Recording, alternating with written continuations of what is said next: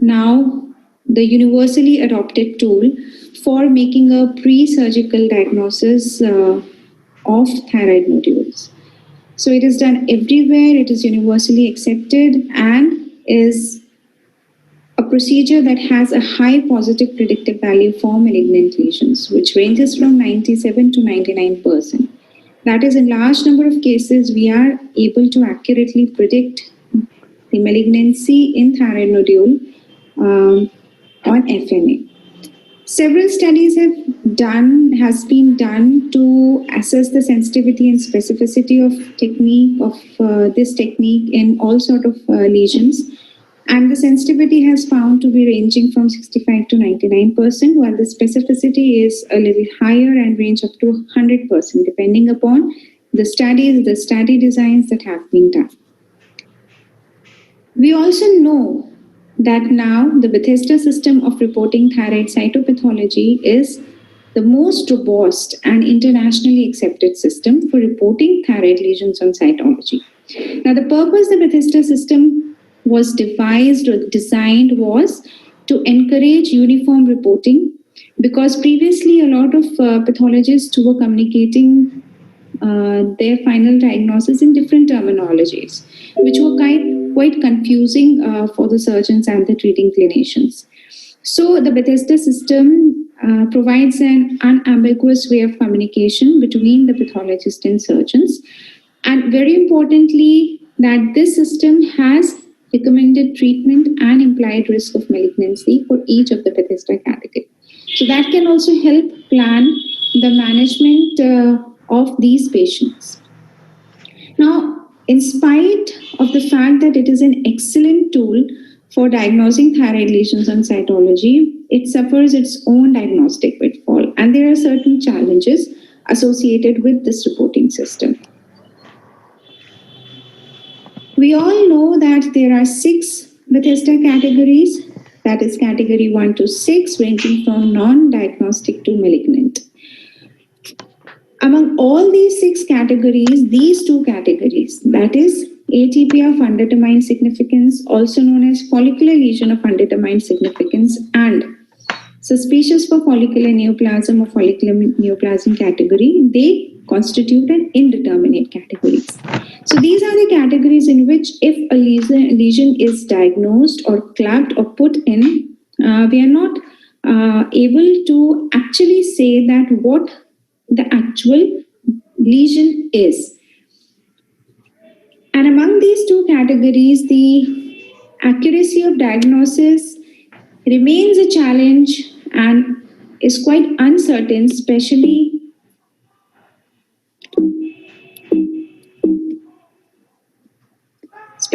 in this category, that is category 4.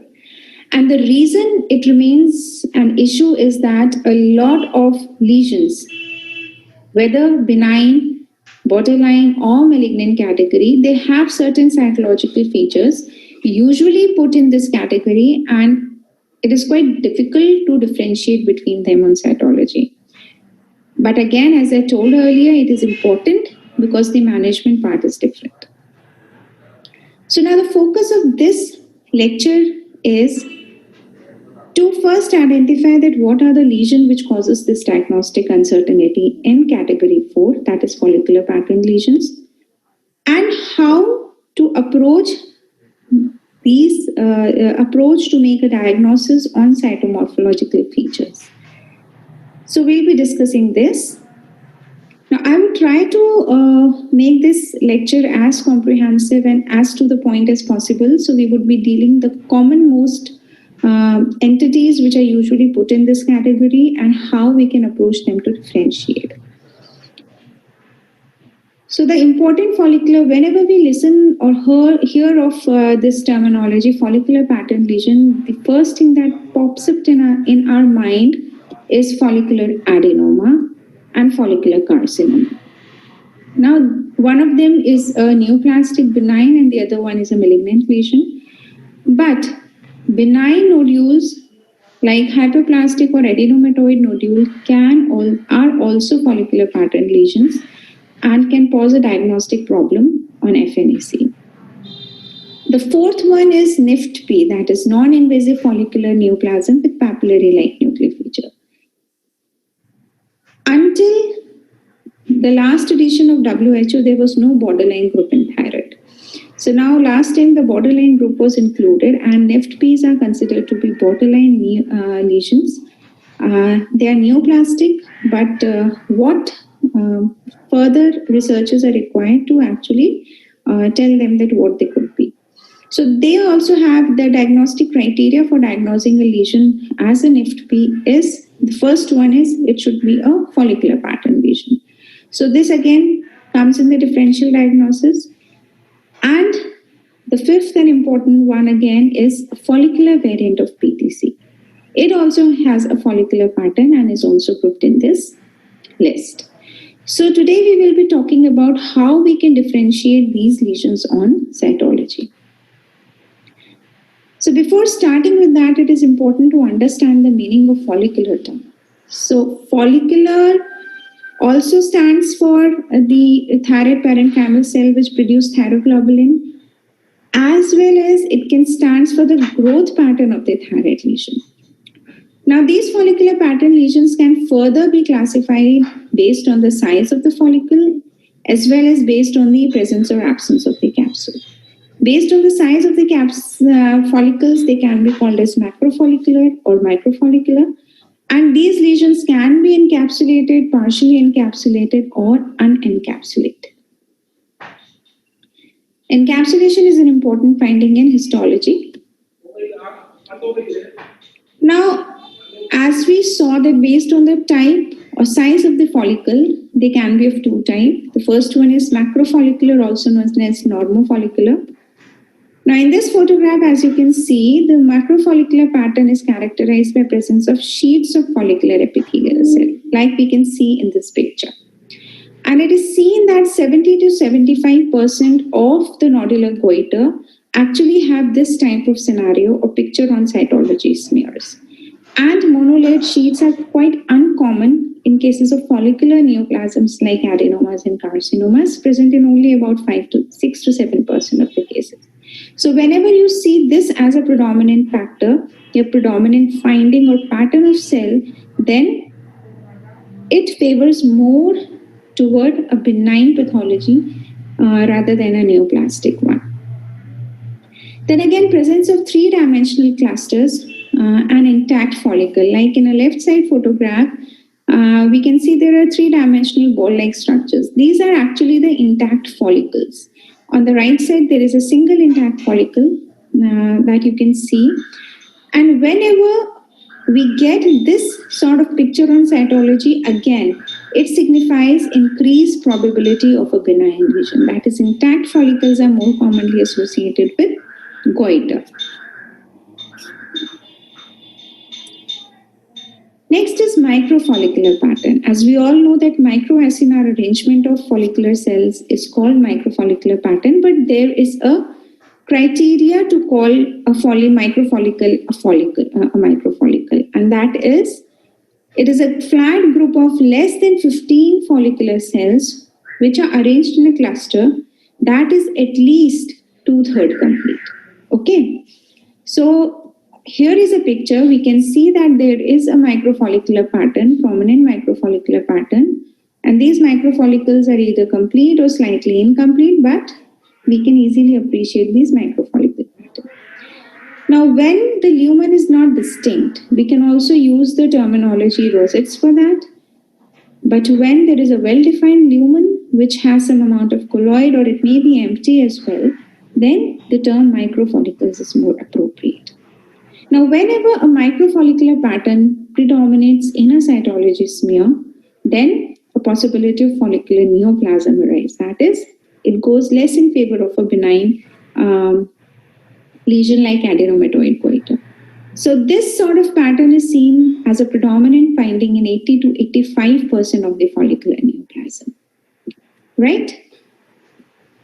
So this is again another picture where you can see a well-defined lumen in which there is some amount of colloid. So this is a true microfollicle.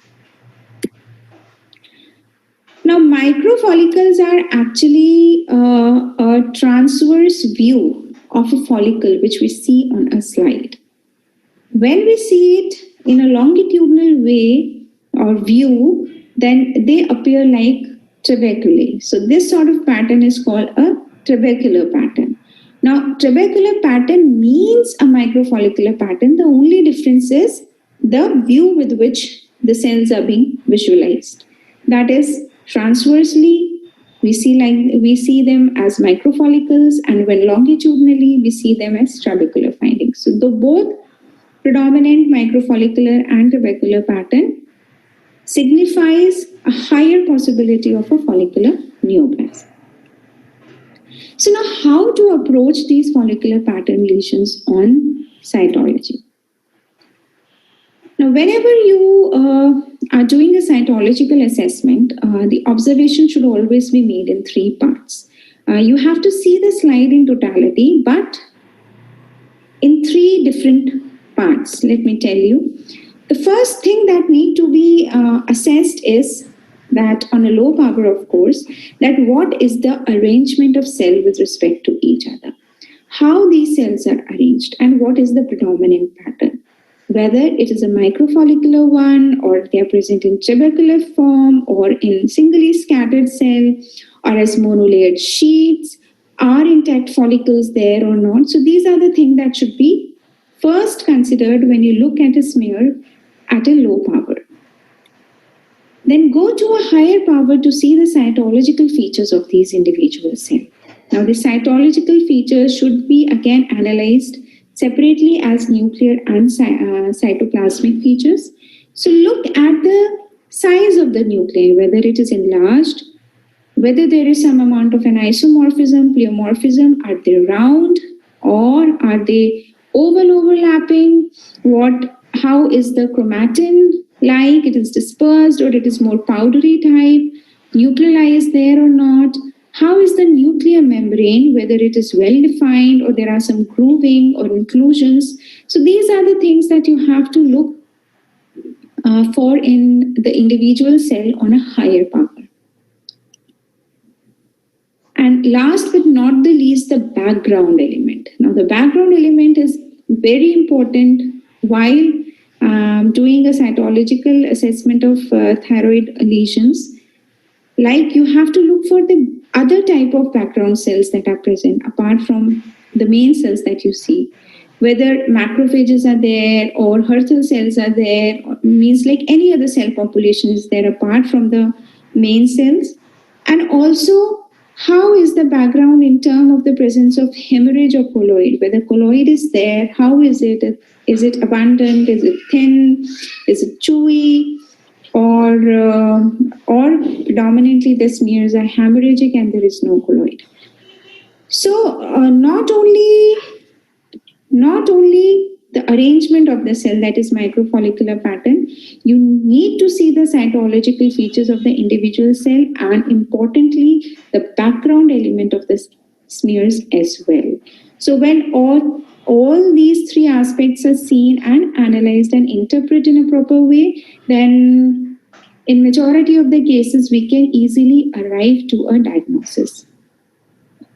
So now, to make it a little bit interesting and not more of theoretical type, let us consider all these lesions in a case-based scenario, see what are the different cytological findings that we can have and how we can arrive to a particular diagnosis. Okay, so the first case is a 35 years old female who had a neck swelling for 2 years and there was no history of rapid increase in size.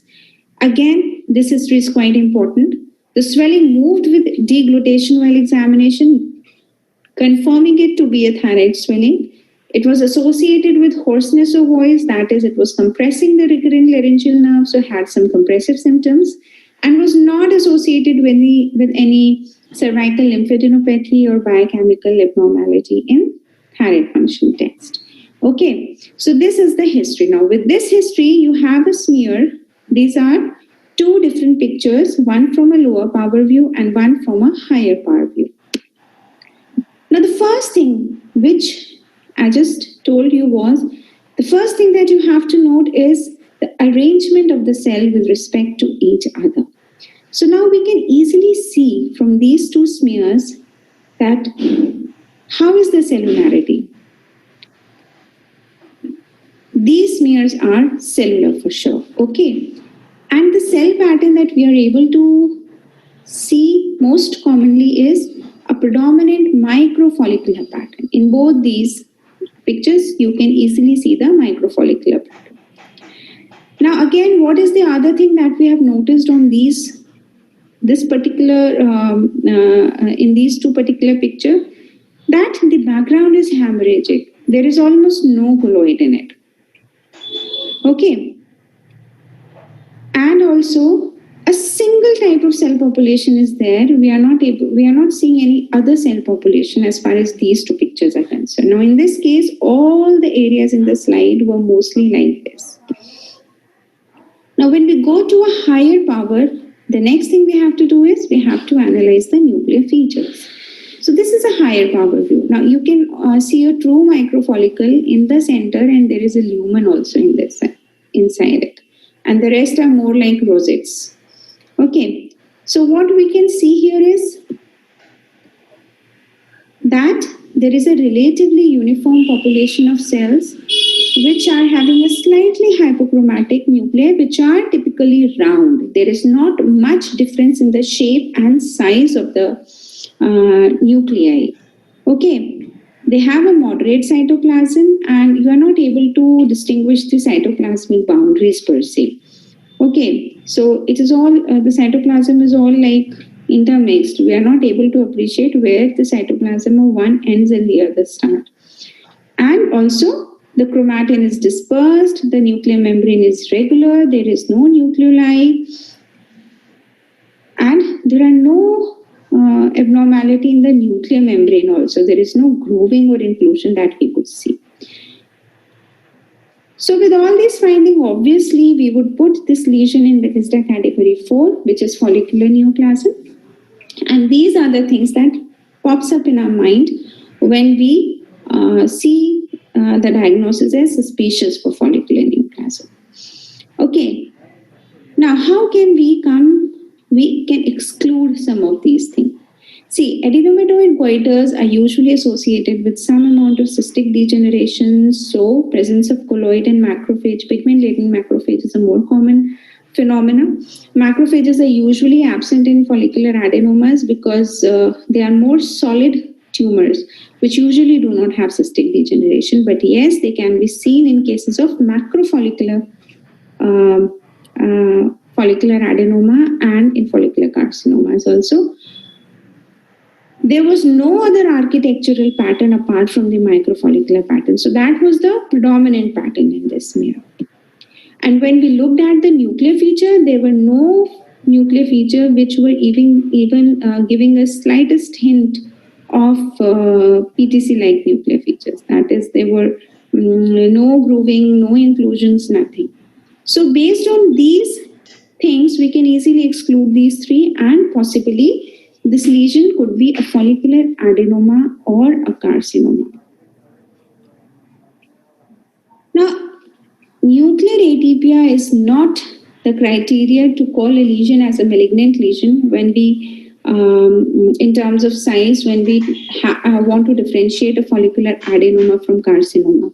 Because adenomas, even dyshormonogenetic goiter, can have some amount of nuclear atypia and isomorphism. So that doesn't form a specific criteria to call it as a follicular carcinoma.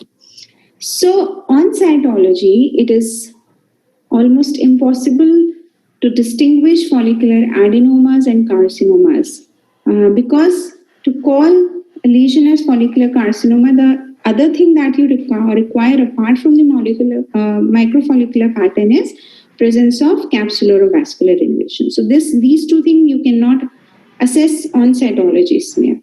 So it is impossible to differentiate the two. Now, just to clarify it, this is a follicular adenoma where there is an intact capsule, and on the right side there is follicular carcinoma where you can see a beautiful capsular invasion where the tumor is mushrooming out. So capsular and vascular examination is imperative for the differentiation, which you can't see on cytology smear, and that is the reason it is not possible to differentiate these two entities. Okay, so presence of a predominant microfollicular pattern, cellular smear, absence of any background cell population, absence or very scant colloid, round, lovely nuclei without much abnormality, all these features go in favor of follicular adenoma or a carcinoma. So now coming on to case 2. Okay. So again, it's a 40 years old male. There was a swelling for 4 years that also moved with deglutition, and it was associated with hoarseness of voice and dysphagia, means it was compressing the trachea as well as esophagus. So there were compressive symptoms, and again, the patient was euthyroid and there was no cervical lymphadenopathy. Now it's a longer duration swelling. There is no history of a rapid increase. All these findings suggest something on a clinical basis, something benign, which is possibly producing some compressive symptoms. So now let us look at the cytology slides. Okay, now you have 2 pictures. Now in a part of a smear, some microfollicular pattern was identified, but there was another cell pattern which you can see on the right side of the smear, which was macrofollicular pattern. That is, the cells were present as monolayered sheets. Okay. The smears were cellular, of course. So, smears are cellular. They have a microfollicular pattern, but there is another significant macrofollicular pattern also, which is present in these smears. Now, the other different areas of the smear showed presence of thin colloid in the background, pigment-laden macrophages, and a small cluster of Hürthle cell was also identified. Okay, so again, when we see these 4 slides, yes, there was an area again where you are able to see some intact follicles and monolayered sheet. Okay, so with all these things, the key points that comes to our mind is, first, that microfollicular pattern is not the only architectural pattern. It was a component, but apart from that, macrofollicular pattern, intact follicles, sheets, they were also present in the smears and in significant amount. The other thing was colloid was there. It was thin colloid, although it was scant. And presence of pigment-laden macrophages and Hürthle cell population was also seen. So the pattern, the background, and there were no PTC-like features. That is, the nuclei were all well behaved. There was no suspicion or nothing that you can identify on nuclear examination. So with this history and with these cytological findings, all these features favors the diagnosis of an adenomatoid nodule. Now, some people also call it as a hyperplastic nodule or cellular colloid nodule.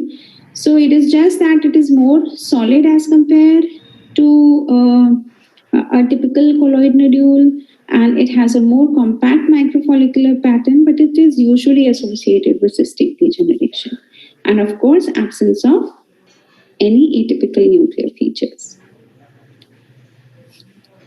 Now coming on to case 3. Now this was a 27 years old female. She had a neck swelling which has a duration of 3 to 4 months, which was gradually increasing in size. Again, it moved with deglutition. There were no compressive symptoms. Patient was euthyroid, but again, it was associated with cervical lymphadenopathy. Now, in a case like this, you can have cervical lymphadenopathy, or even if it is absence, a short history should always pop up your antenna, because there is a lot of possibility that it might not be a benign lesion because the swelling is short. Sometimes you can get a history that there was a swelling which was there for 2 years. It was slowly increasing during that time, and in last few days or few months, it is rapidly increasing in size. So both these type of history gives you an idea that possibly you are dealing with a malignant, a neoplastic etiology. So now these are the smears.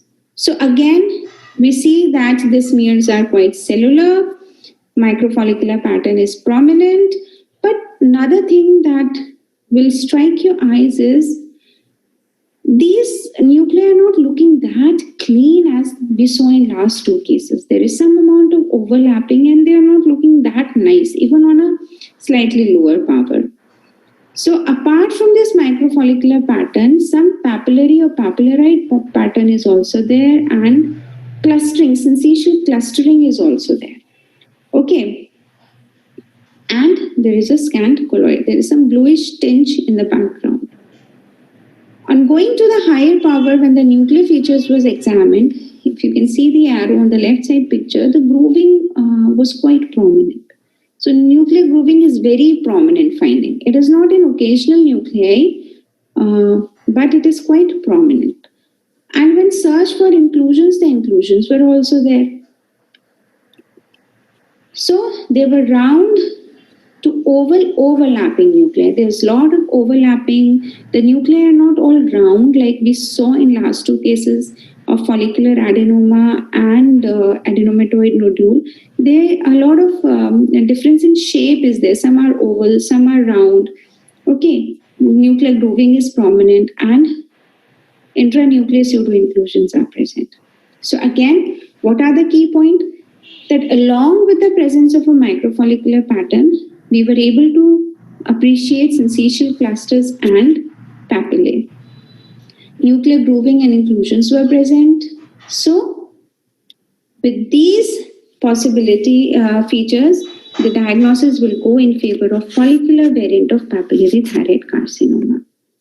Okay, now one thing that I would like to clarify here is that follicular variant of PTC sometimes have very subtle cytological features. So it becomes difficult to find the clear-cut or typical PTC-like features on cytology sometimes. So even if there is a slightest possibility variation in the size of the nuclear, you are able to identify the grooving, then a diligent search should be done to find out inclusions, intranuclear inclusions. If you are able to find the intranuclear inclusions, then the diagnosis goes again in favor of follicular variant of PTC. Okay, so whenever you have a slightest hint of some abnormality going on in the nuclear level, then always try searching for inclusions. Now, the last case in this would be a 45 years old female. She had an egg swelling for 2 years, which was not associated with lymphadenopathy, compressive symptom, or hyperthyroidism. Now, these are the smears. Again, when you look at a low power, the microfollicular pattern is prominent, but again, there were some sheets of cells in which some amount of variation in nuclear shape is there. Some are oval, some are round, and you are able and more of clustering is there. So smears are cellular, they have a microfollicular pattern, the nuclei are enlarged. Now going on to a higher power again, the inclusions are there. They might not be as prominent as we saw in the last case, but we were able to appreciate some inclusions. Even despite a diligent search, pseudo-inclusions were not there. And even these nuclear grooving pattern was found not in all the syncytial sheets, but only at few places. That is, the nuclear grooving was focally present. And the nuclei, some were oval, but largely they were round.